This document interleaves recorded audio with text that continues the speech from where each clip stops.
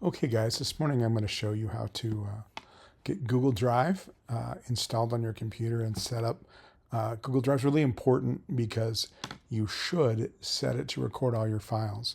That's where you should save your projects, your files. That way everything's saved in the cloud.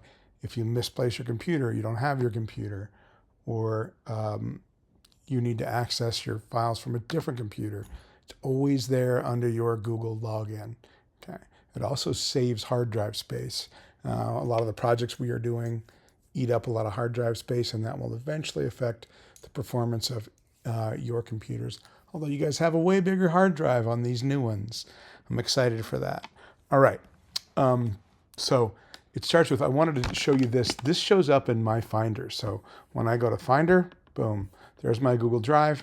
I treat it like a normal drive. In order to get that set up, we've got to install Google Drive. Now, there are a couple of ways to do that.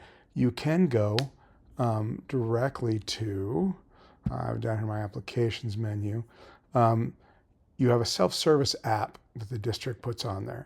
Now, you can find it in your applications folder by going to Finder, or you can do the shortcut method up here. You can always use Spotlight search and go to self-service and then launch it. Okay. And this will list all the programs. We'll be using this a couple times as we get set up here in the next week. So in this case, let's see, I think it's probably on here on the main stuff. Yep, it's install or update Google Drive. You guys will probably be installing it. Okay, I'm not going to be able to click here because it's going to reinstall it. I don't need to reinstall it. As you can see, it's already installed for me. So you're going to click here to run Google Drive. Really important that you log into your school district Google Drive.